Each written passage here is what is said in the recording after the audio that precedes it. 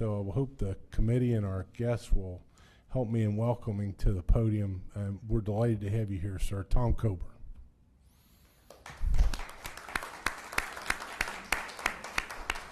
Dr. Coburn, I have to ask you to do this. I will be happy to. You swear affirm the testimony you're about to give be the truth, the whole truth, and nothing but the truth. I do. Welcome, sir, to the West Virginia Senate Judiciary Committee. We are all delighted to have you here, and we invite you at this time to offer comments, any that you'd like to make on our proposed resolution. Thank you very much. Thank you for the privilege of being able to speak to you. This is where our founders thought decisions ought to be made for our country. Not all of them in Washington like they are today. And what you have before you is a resolution that I believe, after serving 16 years in Washington, will actually rebalance the lack of balance of power that we have in the United States today. Not only will it rebalance the power between the states and the federal government, but it'll restore the balance that our founders intended between the three branches of the federal government, the least powerful of which today is the elected bodies of Congress. Part of that has to do with the 17th Amendment and you all giving up the right to be able to hold your senators accountable. I think it was one of the biggest mistakes our country has made. But it also has to do with the fact that we've had a court, Article 3 courts, as well as the Supreme Court, diminish the power of the Congress and enhance the power of the executive. And so the purpose of having an Article 5 amendment convention is to just restore that balance. It's not revolutionary. As a matter of fact, the Bill of Rights came out of an application that was being forwarded by James Madison. And when Congress heard that they were coming forward with an Article 5 Amendments Convention, they passed the Bill of Rights, 10 of the 12 that were recommended. Actually, there were 14 recommended, but they passed 10 of them on the threat that the states would actually hold Congress accountable to do what was in the best long-term interest of the country.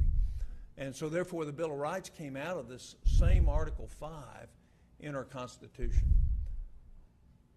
In the 16 years that I was in Congress, what I saw is exactly the opposite as I was trained as a physician. Congress treats symptoms, not problems. And symptoms are what's out there and what we talk about, but the real issues are the things that will determine our future. And the greatest thing about an Article 5 Amendments Convention is that it will change the actions of Congress before we ever get there. My hopes is that we do get there, because I think that we need to re-exert, as our founders thought, the power of the people, we the people, through our state legislators rather than through an elected body in the House. If you read the enumerated powers in the context of which they were written, what you will do, comparing that to the federal government we have today, you will note why 60% of the budget decisions that you will make this year in your House and in your Senate will be controlled by bureaucracies that were never elected to decide decisions for the state of West Virginia or the state of Oklahoma. And so what we've had is this malignant growth of decision-making taken away from you and impacted on both your freedom but also your fiscal house. So I'm traveling the country because I saw that we can't fix what's wrong with our country. We can't restore the liberty, the freedom, the genius of the American experiment by depending on Congress alone to act. We have to limit and restore the original meaning of the Commerce Clause. We have to limit the power of the executive branch. Much of your possibilities in West Virginia based on the natural resources that you have as a state. And yet the vast majority of control over that is not in your control. It's in the control of the Department of Interior, the U.S. Forest Service, the EPA. So what I would put forward to you is the reason to do this is to restore freedom, but also restore the creation of wealth in our country. One of the reasons we've grown at less than 2% for the last 10 years isn't because there isn't enough money out there. It's because the burden of regulatory interference is so great that people choose not to invest capital to create jobs, to create wealth, and advance our country. The final point I would make for you is that our country presently has 144 trillion, that's T, trillion dollars of unfunded liabilities. There are 85 million millennials, of which we're going to hand that to. That doesn't include our debt. That's 20 trillion. So we're going to hand to this largest demographic in our society today, $144 trillion of bills that we refused through Washington to be responsible for. And it's both parties. It's not one party or the other. Both are responsible for that. And the only way to address that is to start limiting the scope and jurisdiction and power of the federal government, and to force, both through a balanced budget amendment that has to have a generally accepted accounting principles with it, has to have that, otherwise they'll play the game. And final point I would make, last year the OMB and CBO said that our deficit was $584 billion, but the debt went up $1.6 trillion. And my first degree is from a Big 12 school, and I have a degree in accounting and production management. I want to tell you that when you have $584 billion deficit, but your debt goes up $1.6 trillion, that doesn't work on a balance sheet. There's no sustainable accounting with that. So I would ask you to think about the future. Think about what you think should be the freedom for the people of West Virginia and the Mountaineers. And by the way, welcome to the Big 12 Conference, and we're tired of you beating us, and we're coming back. And I'd love to answer any questions that you might have. Dr. Coburn, thank you very much for your thoughtful remarks. That question will be decided, I guess, in Kansas City this weekend. I think it will.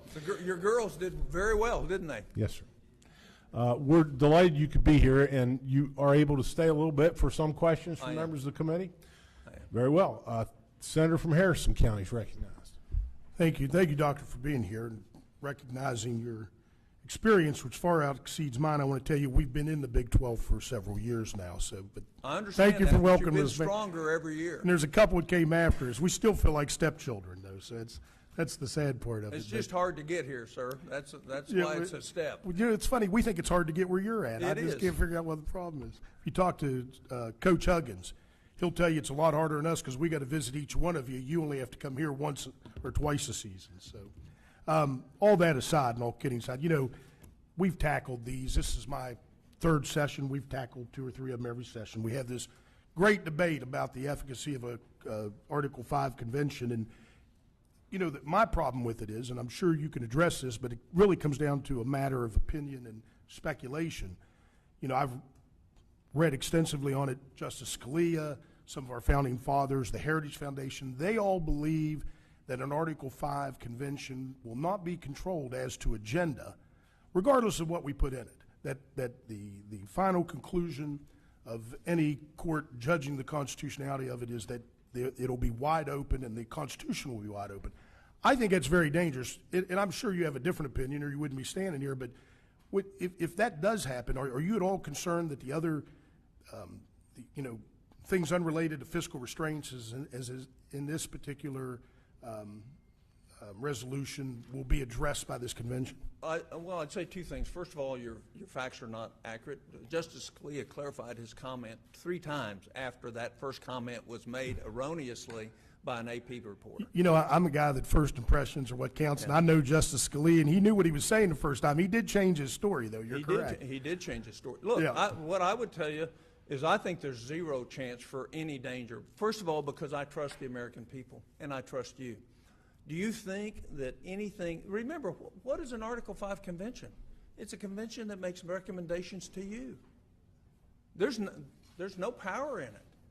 Has no power whatsoever. It only has power if you decide those recommendations are valid. And it requires 38 states to agree to that. So the assumption that we don't have a runaway government today, we don't have an out-of-control financial picture today, that we don't have out-of-control legal system that binds our freedom and limits our progress, I don't worry about that at all. I trust you all to make great decisions. And if it came down to it, all you have to do is ask yourself one question. Are there not 13 judiciary chairmen in either the House or the Senate, with the exception of Nebraska, in the United States, that wouldn't allow any amendment that wasn't good for this country to come on board? And the answer to that is absolutely there's 13. Actually, there's about 30 right now in each House and Senate. So to me, our country was built on courage. It wasn't built on fear.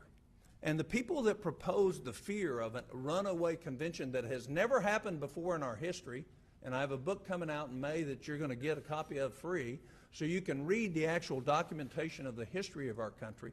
There never was. The only people that didn't follow the rules of the Constitutional Convention were the gentlemen from from Massachusetts. Everybody else followed the rules, did exactly what their legislature told them to do. Everybody followed that. And when the people went home from Massachusetts, what they were doing were flowered with praise for what they had done. And so I think the danger is not doing this, not addressing the very real issues that are killing our country. Well, and I certainly appreciate your perspective, and whether Justice Scalia was for or against it is really kind of irrelevant. But if it does turn out to be a wide open agenda, certainly there's a risk to the First Amendment, the Second Amendment, the Bill of Rights in its entirety, and the Constitution itself, if 2/3 of the states ratify it requires 3/4, not 2/3. Or 3/4, I'm sorry. 3/4 of the states ratified it. So depending on the mood of the country when this thing would finally take place, which could be, after the 30, I think you said 38 states had to join in, by the time that takes place and it gets through what's probably inevitable court challenges, we don't know who's going to be in charge or what the mood of the country is going to be in. So that's my concern. That's my concern approving these. Let me ask you this, sir. On this particular resolution, because I know the resolutions have to be approved almost word for word. Ours are. In order to how many states do you have on this We particular? have 8 that have passed it, and probably, I'd say 6 to 8 that will pass it this year. And again, I don't have my computer in front of me, but certainly the language of it would allow the convention to consider anything that has to do with fiscal restraint of the federal government, no matter what that touched on. Yeah. Okay. Thank you, sir. And thank you for coming. We're very honored to have you here. I appreciate your questions. What I, again, would emphasize to you is there's 2 dangers to our country, and none of them have anything to do with having an Article 5 convention. One is we are bankrupt as a nation. Matter of fact, the $144 trillion is $39 trillion more than the entire net worth of the country. People don't realize where we are in terms of a whole. That's one. And the other is we've lost our freedoms to make decisions. You've lost the ability to make decisions for the people that you represent through an overzealous bureaucracy and overzealous court.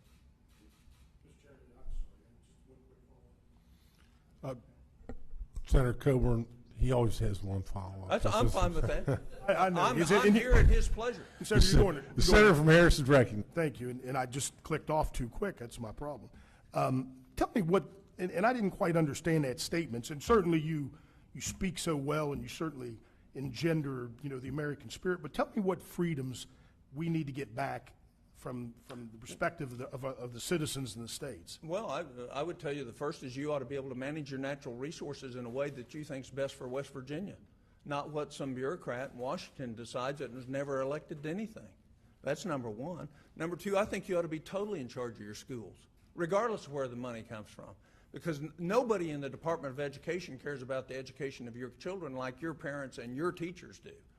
So there's 2 that you have really lost control of, totally lost control of in terms of mandates, and you are bribed by the federal government every day and almost every other agency in your state through grants. Go read the requirements on the grants that come to your state agency. Oh, you said you don't have to take a bribe, though. They can offer it to you, but you don't have to take it. How many have you turned down lately?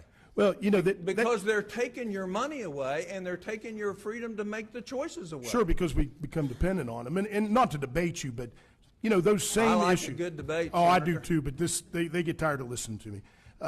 Certainly the issues you bring up are the same issues we have at the state level. We're debating right now local control of education. We're debating our Department of Environmental Protection. It's just a different level of debate. And I do agree with you that our deficit has to be attacked. I would prefer Congress get off its lazy rear end and bring some constitutional questions to those citizens and let them vote on it like we have, all the other times on amendments. And I still don't understand why that doesn't occur. And in fact, with the Republicans in charge, I would think that a balanced budget amendment would be the first thing they would put out to us. But well, Republicans aren't any different than Democrats when it comes to when you make a choice of what's in the best interest of the country versus what's in the best interest of my political career. And so we see that. The fact is you stand in a position where the people of West Virginia can actually influence you. I love your two senators. They're both personal friends of mine. Your citizenry can't influence them. I'll bet you 30,000 people can't even talk to them within the next year out of the whole population of West Virginia. So the fact is I want the power back with you. I trust you. I trust people. I trust the American people a whole lot more than I trust anybody, no matter what their political affiliation is in Washington, D.C. Well, I hope that's not the case. But thank you, sir. Thank you again. Senator from Upshur County is recognized. Thank you, Mr. Chairman. Thank you, Senator, for coming out and speaking to this. I consider this to be one of the more important issues that we can actually address in this session. I just wanted to touch on a couple of things. One, the senator from Harrison brought up the idea of we don't have to accept the bribe, and as you pointed out, it's pretty tough not to. But one of the things I always wonder about, what are they bribing us with? Your own money. Our money. They're bribing us with our own money to follow these rules that Washington lays down. A bureaucrat that, as you say, was never elected to anything. The other question I had, though, and I really just only had a couple, was, you've sort of touched on it, but is there any chance whatsoever that without pressure from the states, pressure in the form of a call to convention, that Washington will ever surrender any power back to the states of their own volition? Or do we have to, even if we never have a convention, the mere calling and getting those numbers close enough that Congress begins to feel the heat will be the only thing that ever forces Congress to actually act on something like this? Would you agree with that, or your thoughts on it? I do agree with that. That's my opinion. I actually left the Senate 2 years before my term was up. I realized after spending 10 years of my life in the U.S. Senate that the very real problems in front of our country aren't going to get solved there. And it doesn't matter who's in charge. It doesn't matter if Republicans are in charge or Democrats are in charge. The number one thing of most members of the Senate is, how do I stay here? It's not what's in the best interest of our country. I actually believe the most honorable position of any senator is to lose their election based on doing the right thing for the country, even though it might not be popular. But we don't have those kind of leaders in the Senate anymore, with rare exception. So I don't believe there's anything more important we can do for our country than to re-establish the strength of the states in terms of determining our own outcomes and our own futures, and most of the people in this country agree with that. When you educate them about Article 5, it's an 85% issue that the American people would like to see us restrain the federal government. And that's bipartisan. That's not Republican. That's American citizens saying, give me back my country. And we haven't got it. Pardon me. That's the ACLU saying I violated something. Well, I didn't want to take up a whole lot of time. We've got a lot of stuff, and I know you've got some other stuff to get to, but I do want to thank you again for coming out and speaking to this issue. Senator from Logan, you have a question. Thank you, Mr. Chairman. Thank you, Senator, for being here. I'm new to this. I'm a brand new senator, but when you said something a little while ago, it kind of intrigued me. And you said managing natural resources. Does this give the people the right and the ability to manage their natural resources, or does it give the body here in the state that we are in right now the ability to manage them resources? If you limit scope and jurisdiction of the federal government, what you would do is reestablish the rights that you have in the state to control your own natural resources. So if you look at the Commerce Clause, the reason the EPA can impact your coal industry or your forest industry or your waters is because of an expansive definition of the Commerce Clause. If you go look at the root ability of the federal government to impact West Virginia or Oklahoma, it's only because some 5-4 decision at some time in the 30s decided that the federal government knew better than you did as a body of legislators what to do with natural resources. And I understand that, but my question really, and I'm going to say it, my question here is that when we talk about natural resources, Does this give anybody the ability to change the way things have been done to our state? Yes. Because the truth is, in the turn of the century, we had educated people that come down to West Virginia, and they duped uneducated people into signing away their mineral rights and things of that nature. Sure. So can this be able to change that? Because the truth is right now we got all kinds of people out of the state of West Virginia that want to come into our state because they know what we have under our feet. They're going to come down here, they're going to shove their straws into our cup, and they're going to drink it dry, and we're going to get nothing out of it. The people will get nothing out of it. The companies will get something out of it. Maybe some people in this room might get something out of it. But the people don't get anything. And that's my question is, if this gives us the ability to change that to where people can finally say, no, you don't get to come and stick your straw in my cup and suck it dry anymore. Because that sounds pretty sweet to me. Well, let me tell you how that happens. If you limit the Commerce Clause of the federal government, then all those decisions about those questions you just raised will be made by you, not by a bureaucrat in Washington. That's how you fix this country. Why do you think we've only grown at 1.9% the last 8 years? There's $4 trillion of extra cash floating out there. Why aren't we not growing? We're not growing because we're inhibited by the very well-intentioned but very non-economic and no cost benefit of well-intentioned people to come in and say, well, we know better in Washington. And well, in fact, they don't know better than you do, Senator.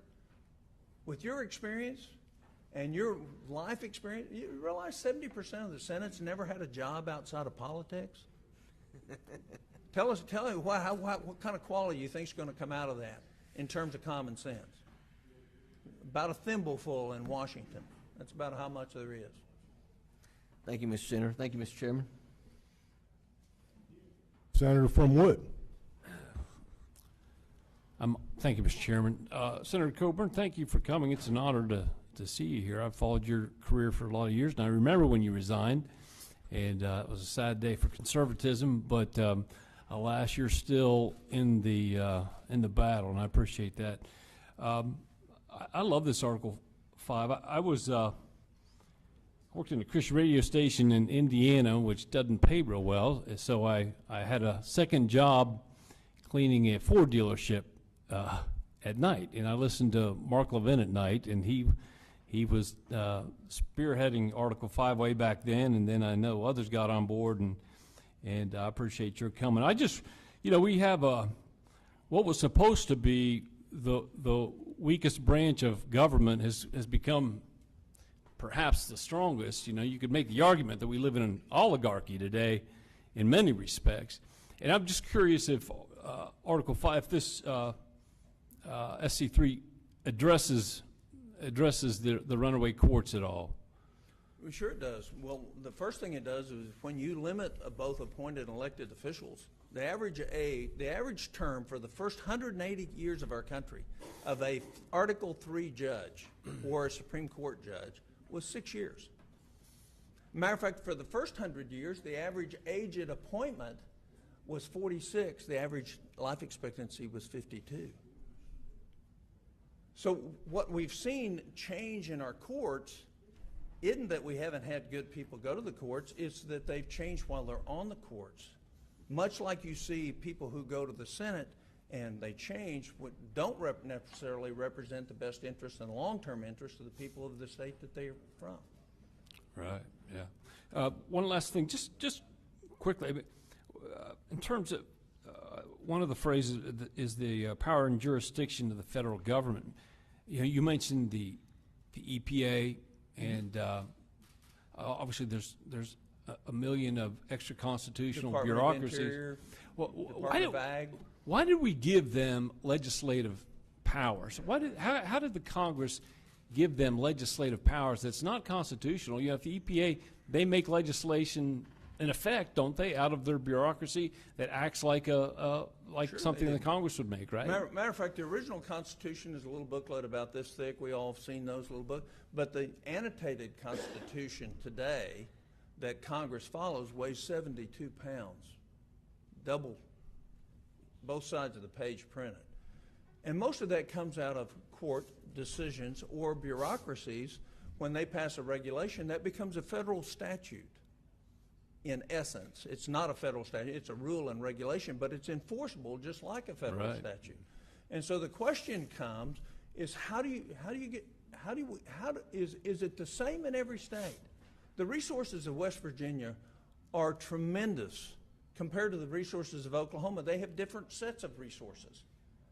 But the fact is we have the same bureaucracy controlling both of them and making decisions. Matter of fact, what it comes down to is property rights, much like Senator Ojeda talked about. Is, why shouldn't you all control property rights in your state? All right. Why shouldn't you? Exactly. If you go back and read the enumerated powers, and you listen to what the founder of the Democratic Party, Thomas Jefferson, had to say. He was asked when he was building the University of Virginia. He was the father of modern education in our country. And somebody came up to him and said, well, why don't you get your friends in Washington to help you build it? He said, you don't understand. For the federal government to be involved in education would require a constitutional amendment. Look where we are today. and any resistance to getting our freedom back and our economic freedom back and our decision making says, to me, it says either that we're afraid to fix what's wrong or we don't trust the American people to have their own best interests at their own heart. Thank you, Senator. Appreciate it. Thank you, Mr. Chairman. Thank you. Senator from Cabell County. Thank you, and thank you, Dr. Coburn, for joining us today. I consider it a privilege to be here. So let me see if I can understand what potential powers this convention could have. Did you participate in the simulation? I did. I I didn't participate. I observed. I wasn't I think that was in early September of last year Yes, in it was, in Williamsburg, Williamsburg. Virginia. So I understand that the convention could eliminate, not the convention itself, but is elimination of the income tax one of the potential consequences here? No, it's not within the scope or the power of the Amendments Convention. I think that was a central topic, wasn't it, at the Williamsburg simulation? No, it was not. Was not? No, it was not. All right, could you eliminate, say, the Senate itself at this constitutional No, you convention could if the not. states? No. You could. So we're still going to have the senators that are so out of reach, Senator Capito and Senator Manchin, that you described earlier, was so out of reach from our public. Is that?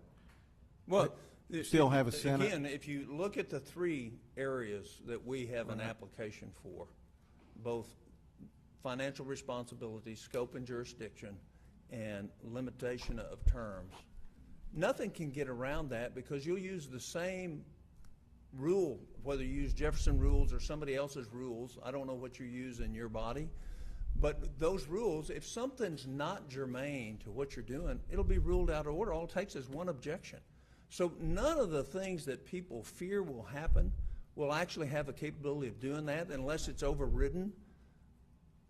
So let me ask you, just going back to the income tax. Okay. So is your testimony today that was not one of the 6 central topics No. that was discussed there? That's It my wasn't testimony. discussed at all? No, I didn't say it wasn't discussed at all. I'm saying they had a limited time in 3 committees, one for each of the areas that we have divided, and they came to the floor. One of the things that didn't pass out was term limits, for example. And that, I can understand why, because I don't think that's the important part of it. So that was one of the themes that was discussed, was elimination of the federal income tax. I think it was discussed, but I don't think it came out. Was also discussed the possibility of just allowing states to, I think the word used there at the simulation was vacate Supreme Court decisions. Would the states potentially be given that power? If there's an amendment offered to the states that would say the states, through 2/3 of the states or 60% of the states, could reverse a Supreme Court decision, sure. So does the court really have relevance at this point then? I know the one proposal would be to term limit the Supreme Court, correct, justices? Well, and look, we don't put forward, my position is I don't have any recommendations as to what the actual amendments ought to be. The reason I'm pushing for an Article 5 is I think you all ought to decide what those amendments ought to be in terms of how the federal government impacts you. All right, let me ask you this, and again, it's an honor for us to have you here today, but what about Citizens United Wouldn't that be a topic? I'd like to hear your opinion on limiting the dark money that goes into our politics. I don't have an opinion on that, but what I would tell you under our application, it would not be germane. I understand that, but I'm talking about if our state and the requisite number of other states would decide that we want to eliminate this spigot of money that is tainting our country's political system. Would you be personally opposed to that being included in the convention if that was the will of the states? Oh, sure, I would. Personally, even if it was the will of the 38 states? That's the will of the, but it wouldn't qualify because we have limited and narrowly defined this with some of the best legal scholars and constitutional scholars in the country who have actually written our application. I mean, we didn't just get a country lawyer to write this thing. It was what I would tell you. I understand is my opinion is every state ought to do what Virginia does, 100% transparency and let everybody see. Because what I've found in politics is the number one thing that helps things better when it comes to politics is transparency and sunshine. Well, do you think that transparency would be enhanced if we knew who the mega donors were? Sure. I don't have any, personally, I don't have any opposition to that. But I'm not here to lobby for specific amendments. Well, I'm here to lobby for a convention of states offering 3 areas that we ought to work in that I believe will restore our country to prosperity and future growth. Thank you. Now, last question. So would you consider coming back to support a constitutional, the same basic premise that our distinguished senator from Upshur has brought us here together to discuss today on a repeal of the Citizens United decision? Could you get behind that for us? I think what I can get behind is what the states want to get behind. Look, what I'm trying to do. Could you personally get behind that? Could I personally? I think all campaign contributions ought to be revealed. That's my personal opinion. Thank you, sir. Thank you very much. I'm not seeing other lights. Dr. Coburn, I'm sure you have a tight schedule, but on behalf of all of us, thank you so much for coming here today, for your testimony and your thoughts you've shared with us. You are certainly welcome to stay, but on behalf of all of us here, I want to thank you for your service to the United States of America. Thank you. I appreciate the opportunity. It was an honor to be able to be before you. Thank you, very sir. much.